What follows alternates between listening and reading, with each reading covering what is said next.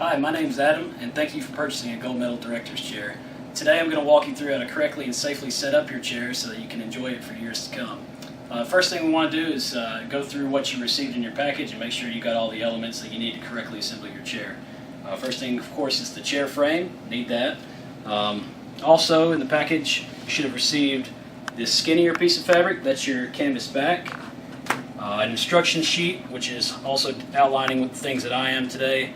A canvas seat, and 2 wooden dowels. So first things first, we put the dowels into the seat. So dowel 1 goes in. We want to make sure that it goes all the way into the seat, in between the 2 hems where the fabric is thicker on the ends. We'll flip this around and do the same thing on the other side. Dowel number 2 is in and centered. So now we will start putting the seat into the frame. We'll start side 1, come over here to start side 2, and then we'll slide the whole assembly back until it's centered on the chair frame rails. Now, step 2, we'll rotate the arms upwards, and we'll take our back and put it over the back posts. And note how the chair is still in the folded up position.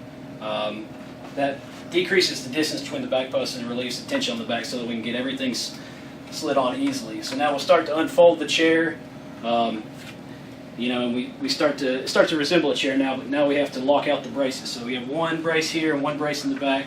Put our foot on it, and with purely downward pressure, we don't want to push in or out at all. We just want to push downward so we don't bend the brace. We lock that down, flip the chair around, and do the same thing on the back.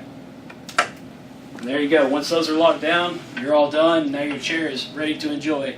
Hope this video has been informative and helpful for you. If you have any other questions or need to contact us directly, please email us or call us. Thank you for watching. Bye.